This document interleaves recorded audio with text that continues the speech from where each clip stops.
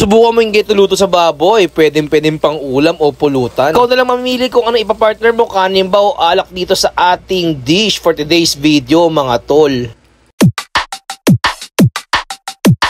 Nandito na naman tayo sa episode series natin, mga tol. Episode number 5, ulam o pulutan. For today's video, mga tol, magluluto tayo ng masarap na lutuin, mga tol. Pwede na siyang pang ulam, pwede na siyang pang pulutan, mga tol. Pero para sa akin, parehas pwede na yan. Hindi ko pa nga alam kung anong tatawag ko dito sa akin lutuin, mga tol. Pero naisipan ko, tol, piprituhin ko lang yung baboy. Kaso parang ang boring naman kung pritong baboy lang, di ba? Parang masyadong normal at typical, di ba? So nag-imbento lang tayo ng panibagong ulam, dish o pulutan. So lagyan natin ng buhay yung pritong baboy, mga tol. Naghiwalan pala ako ng sibuyas pati pipino, mga tol. Meron din pala tayong siling green dyan, tol. Masyado kasi mahal, tol, yung siling pula. Nasa 900 per kilo. Parang isang piraso, tol, mga 5 pesos. So hindi na ako bumili, mga tol. Meron din pala ako natirang luya, mga tol. Isama na rin natin yan. Hiniwa ko na siya ng ganyan, mga tol, para pantagdag lasa o flavor doon sa ating lulutuin na pritong baboy. So tong lulutuin ko, mga tol, hindi ko alam kung ano itatawag ko dito. Didakdakan ba, sisig o kilawin? Kaya nyo na, tol. Basta masarap ang kalalabasan, okay na sa akin yan. Mamit lang pala tayo dito ng 3 pirasong liempa, mga tol. Syempre, tinimpla natin siya ng asin pati paminta. Laging partner yan, tol. Tapos, tol, ayan na, nagpainit na pala ako ng kawali dyan. Syempre, maglalagay tayo ng mantika at ipiprito na natin yung ating mga liempo, mga tol. Tinanggalan ko na rin pala ng buto yung mga tol para at least pag hiniwa natin mamaya is all goods na, diba? Kung gagawa na pala tayo ng sausawan o marination, mga tol, naghiwalan pala ako ng kalamansi, pinigawan ko lang siya ng mga 8 piraso, mga tol. Tapos, tol, naglagay rin pala ako ng toyo pati suka. Di ko alam kung adobo ba itong gagawin ko. Di ba nga, sabi ko sa inyo, di ko alam kung ano tatawag ko dito. Meron din pala yung asukal pati chili flakes, mga tol, pati yung powder seasoning. At syempre, tol, huwag makalimutan yung mix.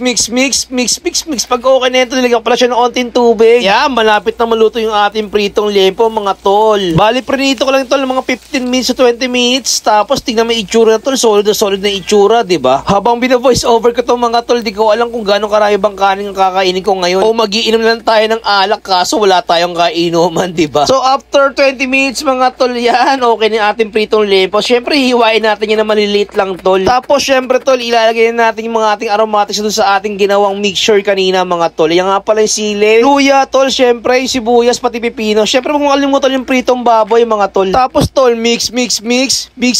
Pagkatapos siya, tol, plating time naman tayo dito, mga tropa. Paki-comment down below naman, tol, kung anong tawag dito sa akin niluto, mga tol, kasi wala talaga akong idea eh. Kung sisig ba, dinakdakan o kiliwin to, mga tol. Mga tol, mahilig ako mag-imbento ng mga ulam o pulutan. So, kung ano mga available na ingredients, mga tol, yun lang mga ginagamit ko. Hayaan na nga natin, mga tol. Basta importante, tol, masarap yan, diba? At syempre, pag umabot ka sa part ng video na to, don't forget to like and follow my page, mga tol. Tapos, ayun.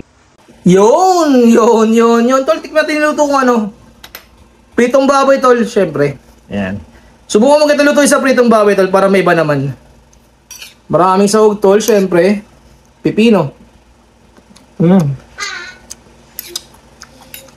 Tapos to si special sauce na ginawa ko.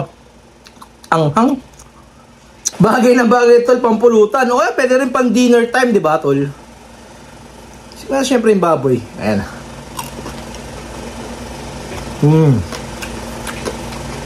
Tap. Yun, yan ah.